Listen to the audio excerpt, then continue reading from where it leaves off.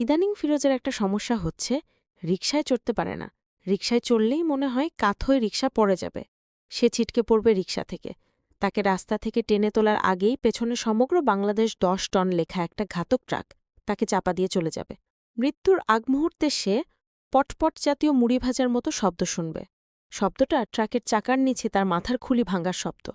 মৃত্যুর আগের মুহূর্তে যে গন্ধ তার নাকে ঢুকবে, সে গন্ধটা হলো পেট্রোলের গন্ধ এবং ট্রাকের চাকার গন্ধ। শেষ দৃশ্য হিসেবে দেখবে ট্র্যাকের মার্ডারগার্ড।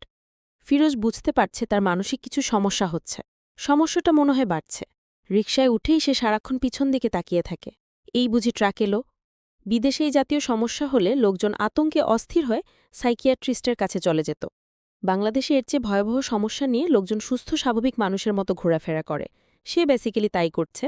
ফিরোজের ধারণা সে পুরোপুরি না হলেও অস্বাভাবিক একজন মানুষ, যে রিকশা পছন্দ করে না, তারপরেও প্রায় সারাদিনই রিকশার উপর থাকে। রিকশা ভাড়া করে ঘণ্টা হিসেবে।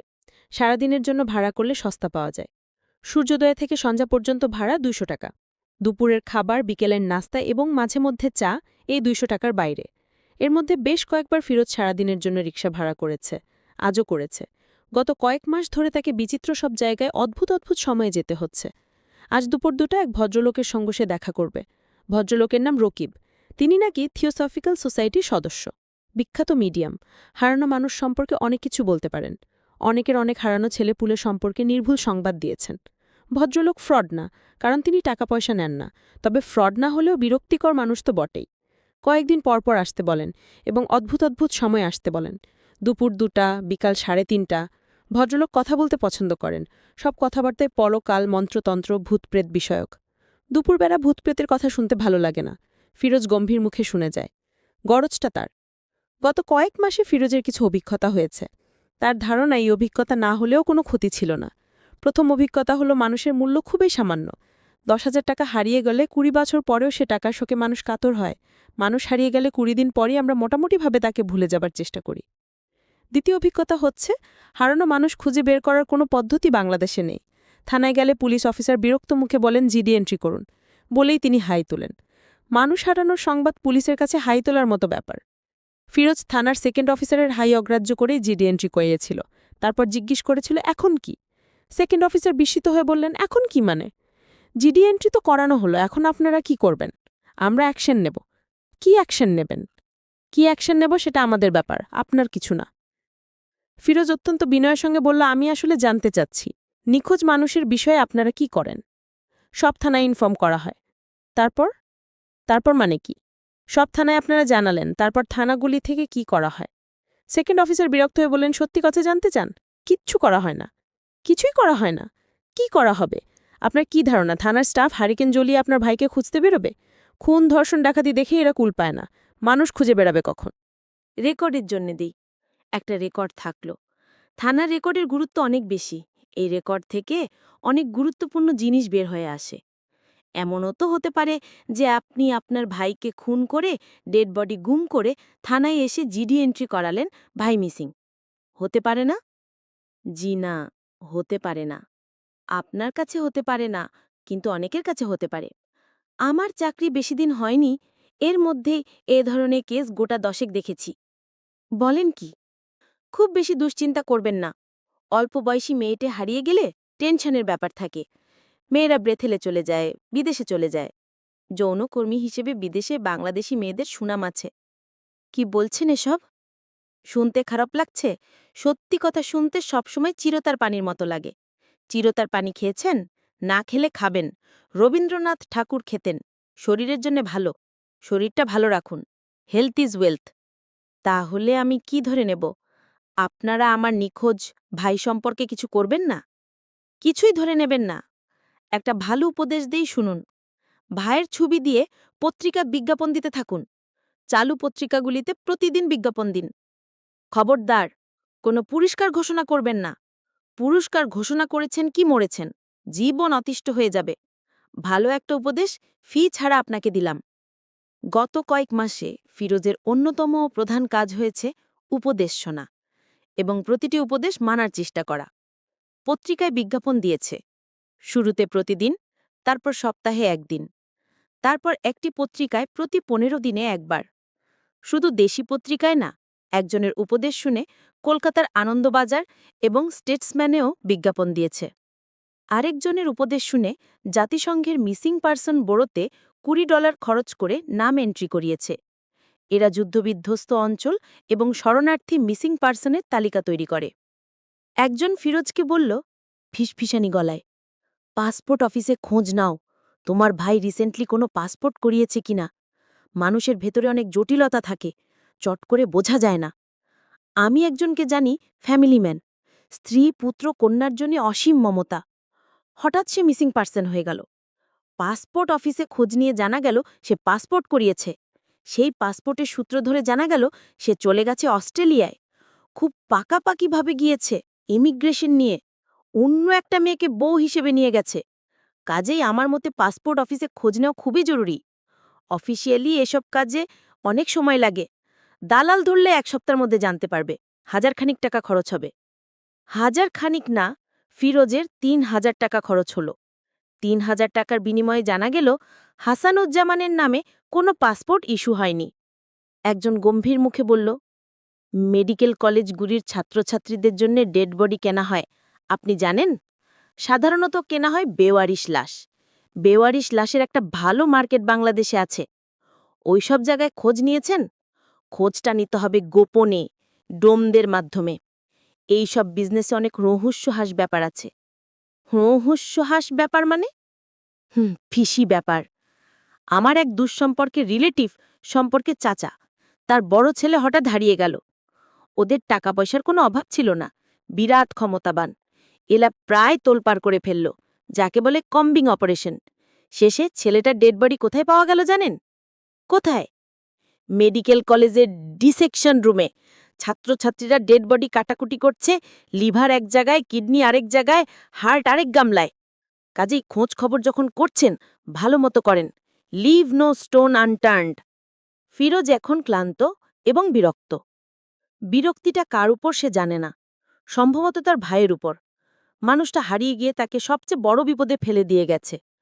দুপুর 2টায় খিদে পেটে পৃথিবীর সবচেয়ে বোরিং মানুষটার সামনে তাকে হাসি মুখে বসে থেকে পরকাল, ইএসপি, ক্লারিওভ্যান্স, অ্যাস্ট্রেল প্রজেকশন সম্পর্কে গল্প শুনতে হচ্ছে। কোনো মানে হয়? কোনো মানে হয় না। ফিরোজের এখন ইচ্ছা করে নিজেরই নিরুদ্দেশ হয়ে যেতে। এক সকালবেলা ঘুম থেকে উঠে চা খাবে, চায়ের সঙ্গে সিগারেট, তারপর ভালো একটা পায়জামা পাঞ্জাবি পরে হাসি মুখে ঘর থেকে বের হওয়া আর ফিরে না আসা। রকিব সাহেব বাসায় ছিলেন। একটা বাচ্চা ছেলে এসে বলল, আব্বুর জ্বর, শুয়ে আছে। ফিরোজ বলল, আমি কি চলে যাব? ছেলেটি বলল, আপনাকে বসতে বলেছে।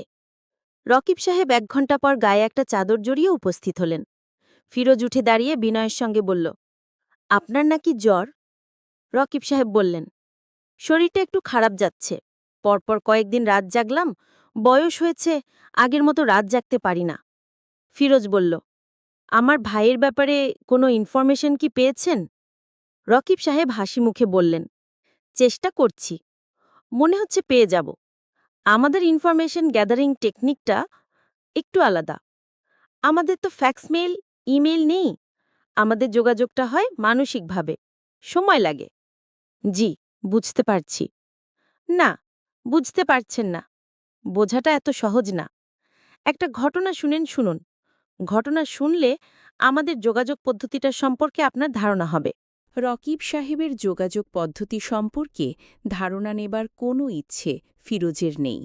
সে এখন পুরোপুরি নিশ্চিত পুরো ব্যাপারটাই ভাঁওতাবাজি। খিদে তার নাড়িভুড়ি হজম হয়ে আসছে, মাথা ঘুরছে। তার উচিত এই বাড়ি থেকে বের হয়েই সোজা কোনো রেস্টুরেন্টে ঢুকে গরুর ভুনা মাংস এবং গরম গরম পরোটার অর্ডার দেয়া।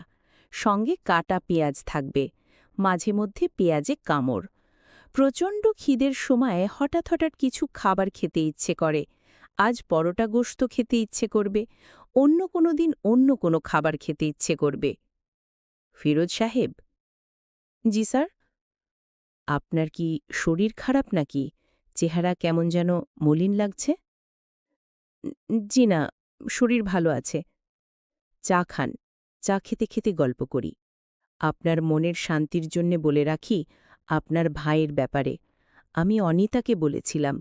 অনিতা আমাদের থিওসফিক্যাল সোসাইটির সদস্য, অত্যন্ত পাওয়ারফুল মিডিয়াম।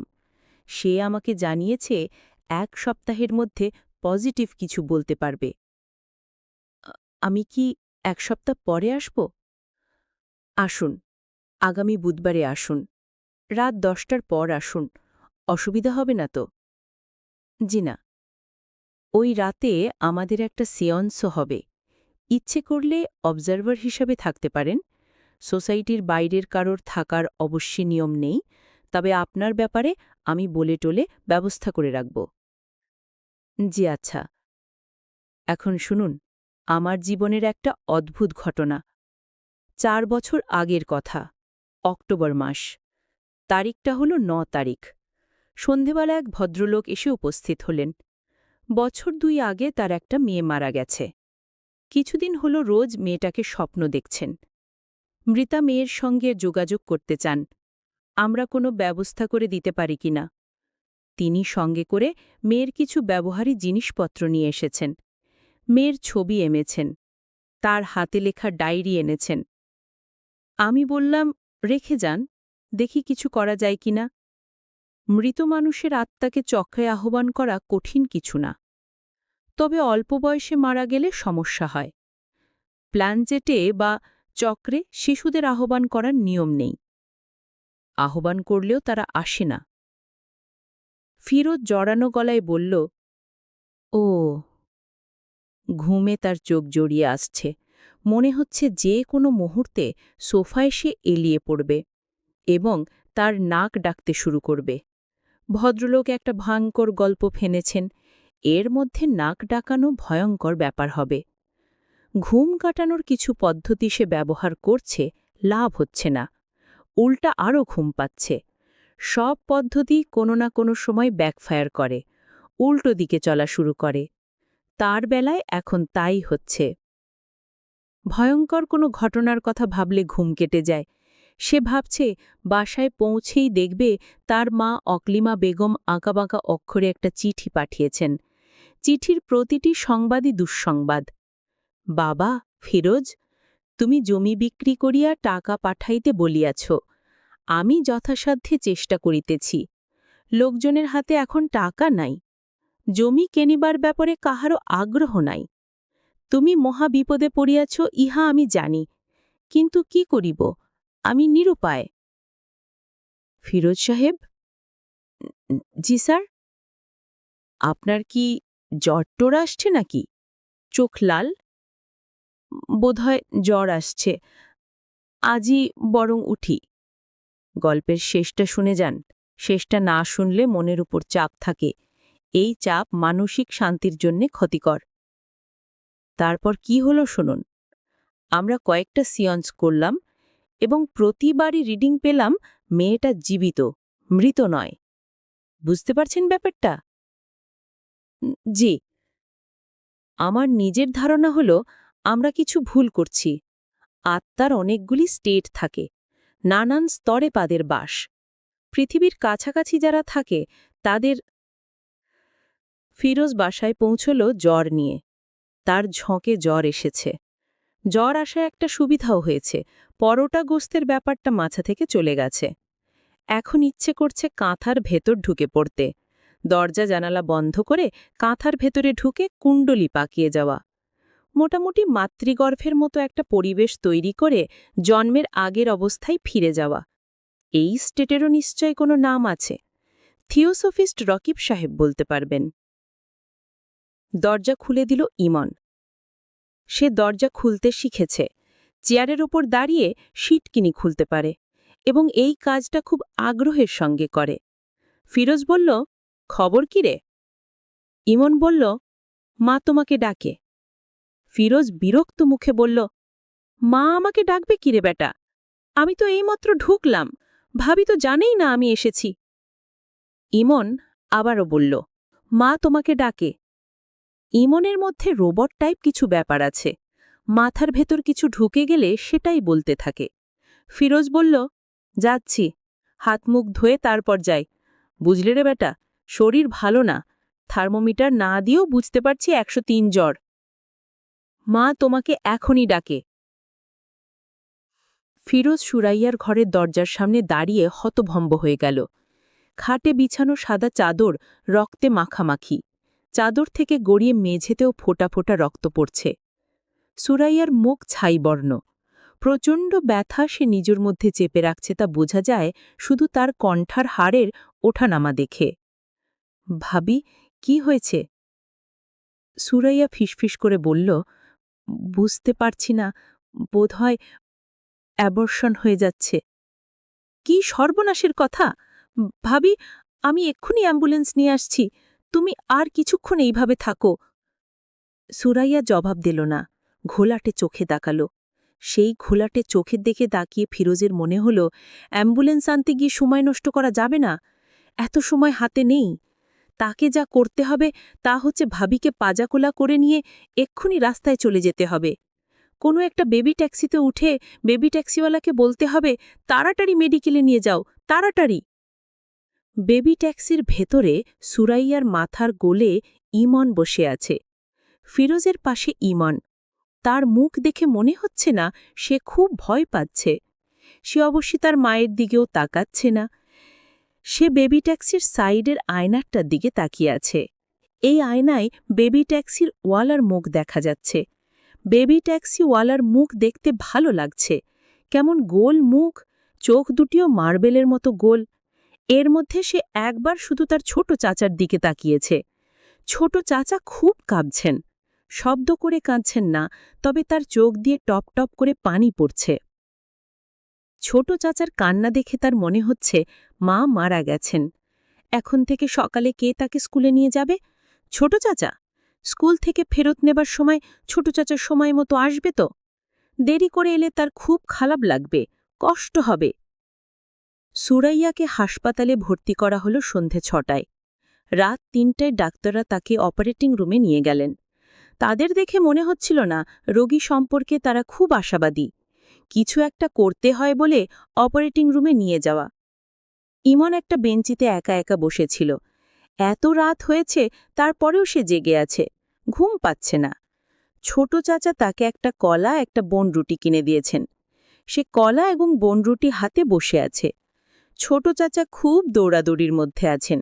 একবার ডাক্তারের কাছে যাচ্ছেন, একবার ওষুধ কিনতে যাচ্ছেন, একবার যাচ্ছেন রক্তের জন্যে। তবে কিছুক্ষণ পরপর এসে ইমনকেও দেখে যাচ্ছেন। ভোর 4টে ছোট চাচা এসে ইমনকে বললেন, ইমন, তোর একটা বোন হয়েছে।